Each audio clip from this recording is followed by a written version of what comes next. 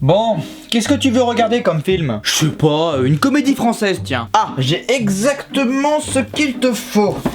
OSS 117. Oh non, pas ton film raciste des années 2000. Quoi? Mais pas du tout, c'est le personnage qui est raciste. Le film, justement, se sert de ce personnage pour... Non, mais j'ai pas envie d'avoir ce débat avec toi maintenant, là. Ok, pourquoi pas un film de SF alors t'as déjà vu Ready Player One? Quoi, le film avec le méchant tout pété, sans charisme, là? Non merci, très peu pour moi. Mais non, justement, c'est le principe du personnage. Un homme d'affaires qui veut s'emparer d'une technologie dont il ne maîtrise pas du tout les codes. Donc forcément, il a l'air ridicule quand il parle avec... Non mais j'ai pas envie de débattre de ça avec toi aujourd'hui. Ok, très bien, Ready Player One non plus, ça va, c'est bon, j'ai compris. Bon pourquoi pas... un film de guerre spatiale, tiens. Starship Troopers. Non mais c'est bon, ton film pro-guerre, tu te le gardes pour toi, s'il te plaît. Mais pas du tout, c'est pas un film pro-guerre, au contraire, c'est... Non mais j'ai pas envie d'avoir ce débat aujourd'hui. Ah oui, tu vas quand même l'avoir, allez, prépare-toi.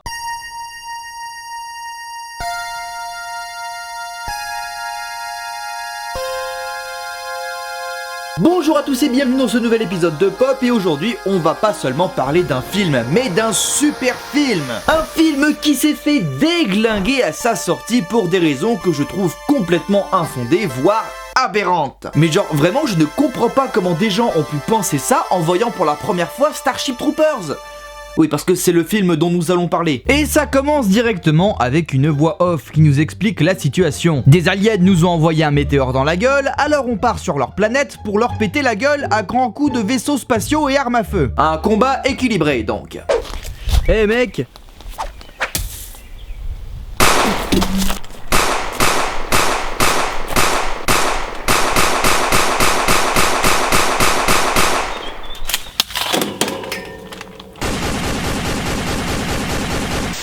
Cette voix off est en réalité une sorte de message de propagande pour inciter les gens à s'engager dans l'armée. On retrouve donc un journaliste sur la planète des extraterrestres, aussi appelé Parasite, journaliste qui se fait bouffer. alors, vous vous engagez? Les humains se font massacrer, mais revenons un an auparavant, nous retrouvons Johnny Rico en cours avec son prof, oh mon dieu! Non, c'est Michael Ironside. Un super acteur que nous connaissons déjà sur cette chaîne puisqu'il jouait dans Miss Karate Kid, un film dans lequel il interprétait un prof qui endoctrinait des jeunes afin de former une milice intrascolaire. Je n'en dirai pas plus, allez voir l'épisode sur Miss Karate Kid, il est cool. Bien joué l'autopromo. Bon, ça parle politique du futur, après il retrouve sa meuf, Carmen, ensemble ils regardent leurs résultats à l'examen de maths, Carmen a tout déchiré alors que Rico est une grosse merde, en plus il y a son pote qui en rajoute une couche en affichant son score devant tout le monde. Eh, regardez le gros loser! Ça va, c'est juste un examen. Pas exactement. Carmen, Johnny et tout le reste du bahut ont tous pour objectif de se lancer dans une carrière militaire. Ils font des études fédérales. Seulement leur affection dépend de leurs résultats. Plus tard, c'est l'heure du match de football américain. Et apparemment, dans le futur, les joueurs de football américain s'habillent comme des patineurs artistiques. Johnny aperçoit qu'un joueur adverse commence à draguer sa copine, alors il va le confronter. C'est ma meuf.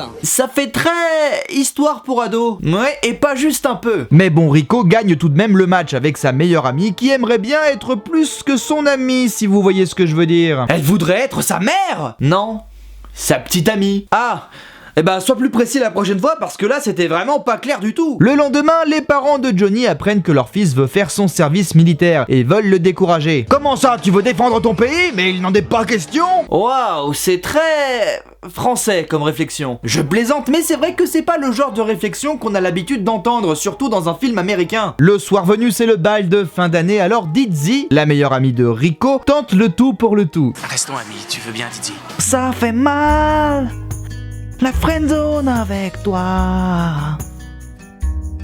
Juste une pipe, tu ne le regretteras pas. Johnny a déjà pris sa décision et veut s'engager dans l'armée. Parce qu'il a l'esprit patriote. Non, pour suivre sa copine. Le problème c'est que Carmen part pour devenir pilote alors que Rico est nul en maths, donc lui ce sera l'infanterie de base pour les gros débiles. C'est l'infanterie mobile qui a fait de moi l'homme que je suis aujourd'hui. Cool, Johnny va se transformer en figurine Altaïa, monter pièce par pièce. Après des adieux larmoyants avec sa copine, boum!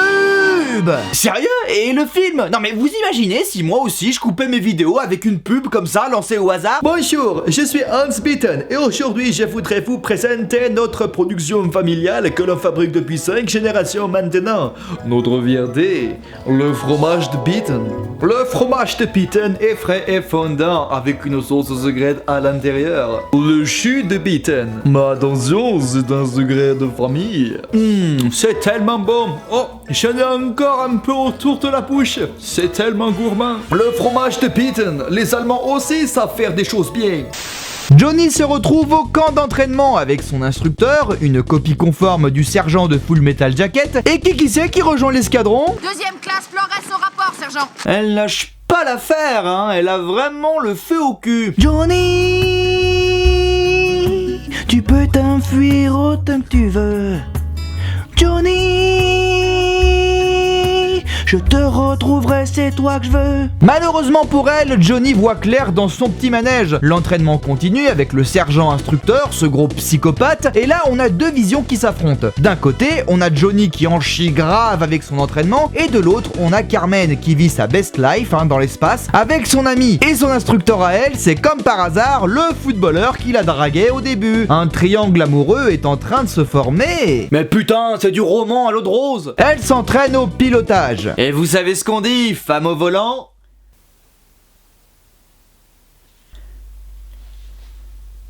J'ai dit femme au volant.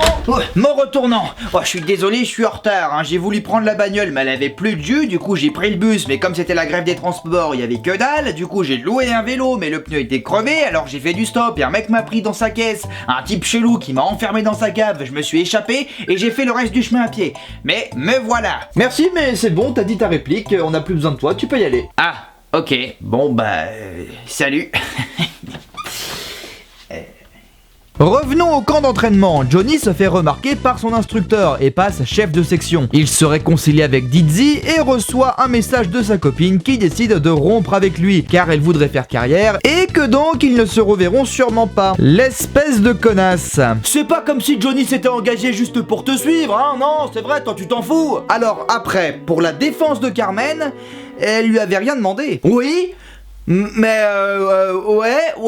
mais quand même. Mais pas le temps de s'apitoyer sur son sort, c'est l'heure d'un entraînement à balles réelles. Un des soldats a un problème avec son casque, Rico lui retire et... Pof! En pleine poire! Je crois qu'il risque de ne pas s'en remettre. En effet. Bon, Johnny se fait punir. 3 jours au trou. Pas exactement! Ah, ça me rappelle l'esclavage sur ma planète.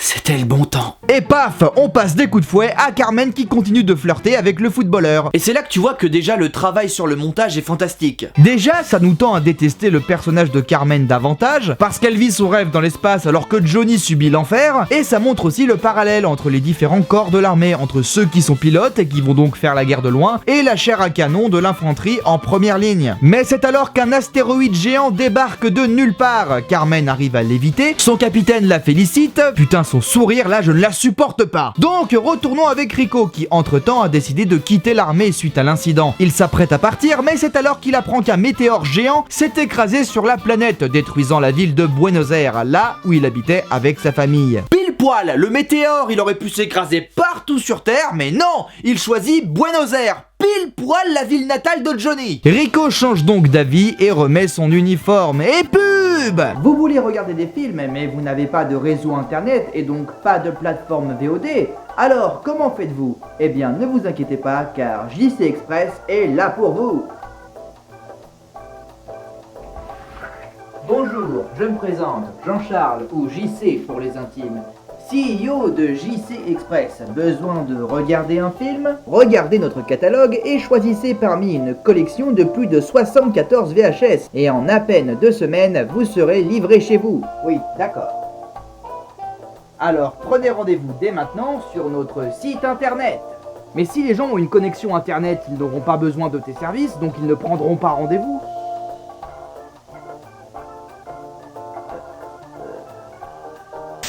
Non mais putain, c'est fou ça. Vous imaginez si vous aussi vous regardez du contenu et d'un coup, paf, une pub qui débarque sans crier gare. Mais c'est fou, on dirait... YouTube. Ouais. Et vous savez, des fois il y a des passages de certains films qui vous donneront toujours envie de rire. Par exemple, moi, à chaque fois que je regarde Mars Attack, ce passage me fait toujours rire. Peu importe combien de fois je l'ai regardé, à chaque fois que j'entends ça me fait rire. Vous aussi, vous avez peut-être un passage de film dans votre tête qui vous fait penser à... Et dans Starship Troopers, il y a un passage qui me fait tout le temps rire à chaque fois que je visionne le film. Et c'est celui-là. L'effort de guerre, c'est aussi votre effort. Au travail, chez vous, dans votre communauté. La meuf qui rigole en hurlant pendant que ses enfants sont en train d'écraser les cafards, ça me fume de rire. C'est vraiment l'équivalent de... Bref, c'est parti pour la guerre. Johnny retrouve sa copine, enfin son ex. Je croyais que tu serais ravi de me revoir. Oh, bizarre ça, tu romps avec lui par message alors qu'il s'était engagé dans l'armée pour te suivre. Mais je me demande bien pourquoi il te fait la gueule. Enfin, passons ce passage digne d'un grand épisode d'Hélène et les garçons, avec l'autre footballeur qui revient. mais c'est les minables. Pour se rendre directement sur le champ de bataille, on rattrape donc le temps, retour au présent, avec tous les soldats qui se font décimer, autant sur la terre que dans le ciel. Johnny se fait attaquer par des parasites et le lendemain, après la bataille... Oh putain! Bonjour, j'aime pratiquer le rapport anal. Malheureusement, sur les sites de rencontres populaires, il est très difficile pour moi de rencontrer quelqu'un partageant ma passion. Heureusement, grâce à Le Bon Cul, c'est facile. Il suffit que je tape mon code postal pour que l'application trouve automatiquement quelqu'un qui aimerait se faire ramoner le conduit dans les environs. Le Bon Cul, élargir ses connaissances. Donc après la bataille, Carmen rentre à la base, son petit sourire s'efface enfin, et ma satisfaction grandit. Elle regarde sur le tableau des morts s'y figure le nom de Johnny Rico, et oui, il est considéré comme mort. Mais que nenni! C'est une bourde de l'administration, il est bien vivant en réanimation. Les survivants de l'escouade de Johnny sont réaffectés à une autre section, une équipe dirigée par l'ancien prof de Rico, et à peine guéris que nos soldats repartent déjà en expédition. Objectif... Et après une mission couronnée de succès avec des grands actes de bravoure, Johnny est promu caporal. Le soir venu, les soldats font une petite fête, Dizzy et Johnny se rapprochent. Ainsi, Dizzy a enfin ce qu'elle attend depuis le début. Ça fait mal quand tu me la mets dans les fesses, pour moi c'est une première. Le lendemain, la troupe se rend dans une ancienne base terrienne abandonnée, mais se font encercler par les parasites. Et c'est parti pour le carnage. Dizzy arrive à rentrer en contact avec l'extérieur afin d'obtenir une évacuation aérienne, et devinez qui c'est qui vient les chercher? Eh oui, Carmen ainsi que le footballeur. Le prof de Rico se fait bouffer, Dizzy se fait transpercer, et la troupe finit par sortir de ce merdier. La nouvelle copine de Rico succombe à ses blessures. Une fois à la base, Johnny et Carmen retrouvent leur ami du début, Carl, devenu un agent de la Gestapo, on dirait, vu sa tenue. En réalité, c'est un colonel. Carl a trouvé que les parasites obéissent à un grand chef qu'ils appellent le cerveau. Le colonel envoie donc l'unité de Rico de nouveau sur la planète afin de le capturer. Johnny est promu lieutenant et se retrouve donc responsable d'une troupe. Je sais pas si c'est une bonne chose vu ce qui s'est passé la dernière fois qu'il était chef d'équipe. Et là on a un autre passage que j'adore parce que Rico il passe de bleu beat à vétéran. Il est devenu calife à la place du calife. Alors c'est parti pour la mission. Au même moment, dans l'espace, les vaisseaux se font attaquer. Le bâtiment dans lequel se trouve Carmen se fait toucher, alors elle est obligée d'évacuer, toujours avec le footballeur bien sûr. Il se pose sur la planète, elle envoie un appel de détresse que Rico arrive à capter, mais trop tard, les parasites attaquent et capturent les deux pilotes. Johnny décide de partir à sa rescousse et il fait bien parce que le cerveau rejoint les otages et déguste le cerveau du footballeur avec sa bouche en forme de vagin. Ouais. Et je suis sûr que c'est fait exprès, un peu comme les costumes nazis. Johnny arrive et récupère Carmen. Ils arrivent à s'enfuir et une équipe capture le cerveau. Le soldat responsable de cette victoire n'est autre que le sergent instructeur de Johnny. Une propagande nous apprend que des scientifiques vont foutre des sondes dans le cul du cerveau pour en savoir plus sur lui. Engagez-vous, la guerre continue et fin du film. Franchement, c'était nul. Mais quoi? Bah ouais, attends, le mec il me met un film pro-guerre et il croit vraiment que je vais kiffer quoi. En plus, tes personnages ils sortent tous d'une sitcom des années 90. Tu pensais vraiment que j'allais kiffer? Mais Mais c'est trop bien Starship Troopers! Ce qu'a fait Paul Verhoeven avec ce film est extraordinaire. Déjà, on faisait la réflexion sur ces personnages de sitcom des années 90 dans ce film de guerre, mais c'est voulu. Les personnages principaux étaient tous des acteurs ayant joué dans des sitcoms des années 90. Denise Richards a joué dans Melrose Place, aux côtés de Patrick Muldoon, lui aussi dans Starship Troopers. Casper Van Dien a joué dans Sauvé par le Gong, aussi avec Patrick Muldoon. Dina Meyer jouait dans Beverly Hills. C'était voulu de prendre des beaux et belles gosses de sitcom pour les foutre dans des situations de bataille et de mort, pour créer un décalage entre le début du film qui reflète bien cette ambiance sitcom avec des triangles amoureux, la vie au lycée, etc. et les batailles contre les aliens qui signent le retour à la réalité, ou en tout cas une réalité beaucoup plus morbide. Cela se voit d'ailleurs avec le personnage de Carmen. Au début, elle est tout le temps en train de sourire comme une débile, mais après la première bataille, elle n'esquissera même plus un petit rictus. Mais ce que je ne comprends vraiment pas, c'est l'accueil qu'a reçu ce film à l'époque. Starship Troopers s'est fait défoncer par la critique et les spectateurs parce qu'ils trouvaient le film pro-militariste, voire même fasciste à cause de la tenue de certains personnages. Et je ne sais pas comment on peut penser ça. Ce film est à l'opposé de cette idée. C'est une satire de la guerre. Ça se voit dans les fausses propagandes disséminées dans le film où l'on voit des enfants se battre pour des armes, des passages que je trouve vraiment très drôles. Je m'en suis moqué tout le long du film, mais en vrai c'est des passages extraordinaires, c'est trop bien. Il y a cette incitation à la haine qui est faite totalement exprès, cette violence abusée. Non mais sérieux, vous pensiez vraiment que Paul Verhoeven a voulu faire passer les humains pour les gentils dans le film? On ne sait pas pourquoi ils font la guerre contre les parasites. Alors oui, il y a cette histoire de météore qui aurait été envoyée par les aliens. Mais qui nous donne cette information à nous, spectateurs, dans le film? La propagande. Et ce gros plan de l'œil du parasite montrant qu'il est effrayé juste avant de se faire buter froidement par un soldat. Franchement, j'ai du mal à penser que la plupart des gens pensaient que Starship Troopers était premier degré dans son propos. Heureusement, aujourd'hui le film est perçu autrement et tout le monde voit la satire du film. Alors, tu vois bien que tu avais tort. Ok, je veux bien t'accorder que le film est pas si mal. Merci. Bon, on regarde un autre film? Vas-y. Alors, ah, t'as déjà vu Tonnerre sous les tropiques? Oh non, la blackface de Robert Downey Jr., merci mais non merci. Mais non, justement, la blackface c'est là pour démontrer que... Non mais j'ai pas envie d'avoir ce débat avec toi aujourd'hui. Joker? Oui, on sait, le Joker, il a raison, évidemment. Non, justement... Pas envie de débattre là-dessus. La liste de Schindler? Bravo, l'éloge du nazi qui aide les juifs. Mais pas du tout. De toute façon, j'ai pas envie de débattre là-dessus. Débat donc avec ça.